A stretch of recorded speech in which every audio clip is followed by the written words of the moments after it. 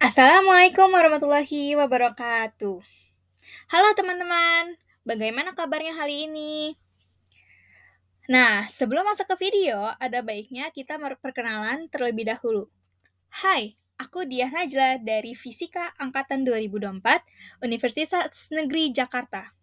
Kali ini, aku akan menjelaskan atau mempresentasikan tentang hubungan medan listrik dengan charger kabel handphone. Disimak ya!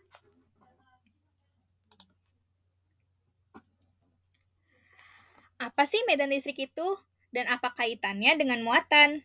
Medan listrik merupakan medan distribusi vektor-vektor di mana setiap titik di dalam ruang di sekitar suatu objek muatan. Medan listrik sendiri disebabkan oleh interaksi antara dua muatan yang berbeda, sehingga menimbulkan gaya antara kedua muatan. Sifat-sifat utama medan listrik ada 4. Yang pertama, medan listrik memiliki sumber. Sumber tersebut berasal dari muatan positif dan muatan negatif. Yang kedua, ada arah medan listrik. Guna mengetahui arah-arah muatan, misalnya muatan positif arahnya keluar, sedangkan muatan negatif arahnya masuk. Ada garis-garis medan listrik. Garis-garis tersebut untuk memvisualisasikan pola dan magnitudo medan listrik. Sebagaimana kita mengetahui arah muatan positif bisa tertarik ke muatan negatif. Arah tersebut dapat kita ketahui karena medan-medan garis tersebut. Prinsip superposisi, di mana kita dapat menentukan medan listrik dari suatu muatan. Nah, medan listrik bisa terjadi karena adanya pengaruh yang diberikan oleh muatan terhadap sekitarnya dan dapat dirasakan oleh muatan lain. Berikut gambar dari medan listrik yang ditimbulkan oleh muatan listrik. Nah, sebelum itu, mari kita ketahui isi charger dari charger kabel handphone terlebih dahulu. Nah, komponen utamanya ada power adapter yang bagian pengisi daya yang dicolokkan ke stop kontak. Bagian ini berisi transformator yang mengubah tegangan AC dari stop kontak menjadi tegangan DC yang lebih rendah yang sesuai untuk mengisi daya perangkat. Kedua, ada kabel pengisi daya. Kabel ini menghubungkan adaptor daya ke perangkat seluler. Biasanya dilengkapi dengan konektor yang sesuai dengan port pengisian daya perangkat seperti USB-C, Lightning, atau micro USB. Dan yang ketiga, ada sirkuit control. Di dalam pengisi daya, terdapat sirkuit kontrol yang mengatur aliran listrik. Sirkuit ini memastikan bahwa tegangan dan arus yang disuplai ke perangkat berada dalam batas yang aman, mencegah pengisian daya yang berlebih dan potensi kerusakan pada baterai.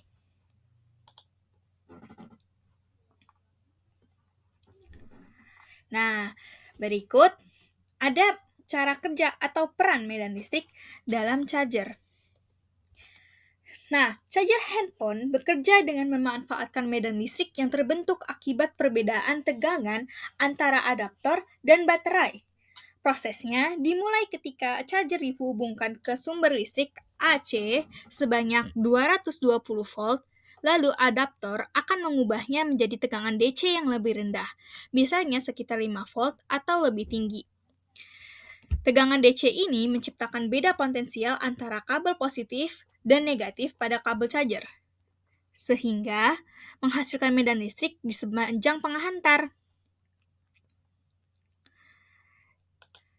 Dan medan listrik ini akan mengarah dari kutub positif ke kutub negatif dan memberikan gaya pada elektron-elektron dalam kabel untuk mendorong bergerak sebagai arus listrik.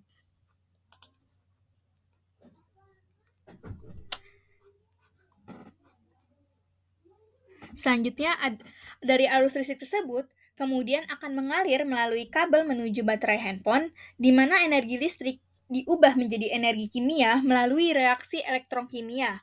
Selama proses pengisian, medan listrik tetap ada selama ada perbedaan tegangan antara charger dan baterai. Nah, ketika baterai hampir penuh, rangkaian pengatur di handphone atau charging IC akan mengurangi atau menghentikan aliran arus listrik untuk mencegah overcharging. Meskipun medan listrik di kabel masih tetap ada, selama charger terhubung ke sumber listrik.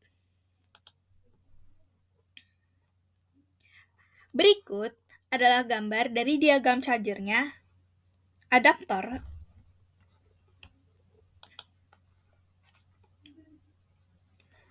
Nah, perhitungan yang terlibat dalam kasus ini yaitu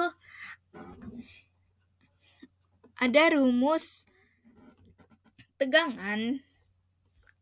dasar daya listrik, yaitu pada tegangan volt atau dikali arus listrik.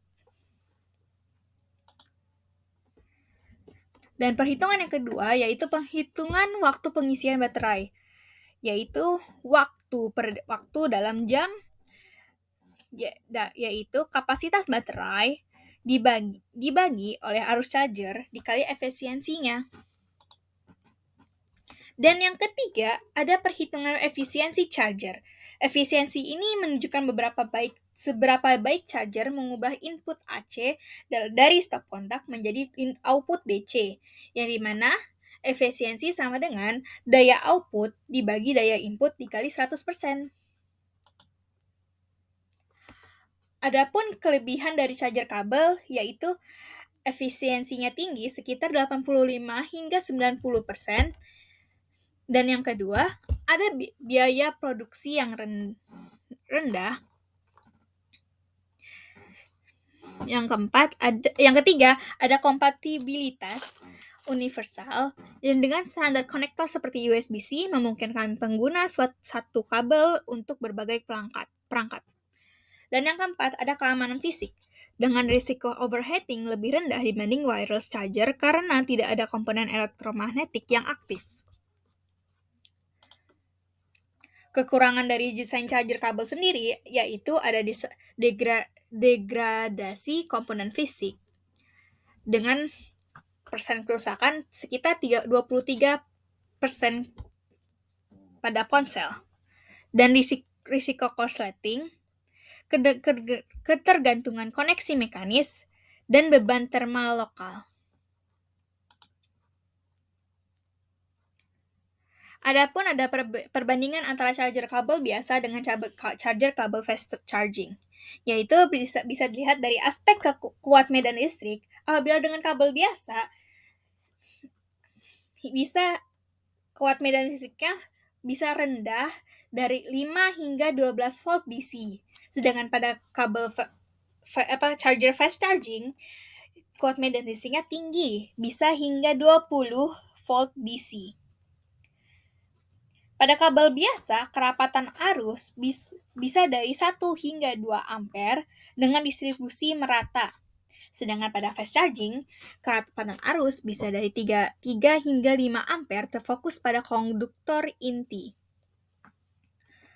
Untuk efisiensi energi, pada kabel biasa bisa dari 70 hingga 80% akibat resistansi kabel. Sedangkan pada fast charging itu efisiensi energinya bisa 85 hingga 95% dengan material konduktor premium. Pada kabel biasa, untuk manajemen thermal, pembuangan panasnya pasif. Sedangkan pada fast charging, manajemen thermalnya bisa menggunakan sistem pendingin aktif terintegrasi. Untuk kabel biasa, pada modulasi sinyal, tegangannya konstan. Dan sedangkan pada fast charging, modulasi sinyalnya pulse modulation untuk optimasi. Sekian dari saya, mohon maaf apabila ada kesalahan kata. Wassalamualaikum warahmatullahi wabarakatuh. Untuk referensinya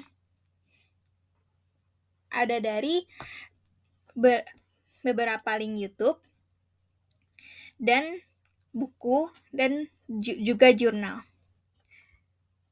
Sekian, terima kasih. Wassalamualaikum warahmatullahi wabarakatuh.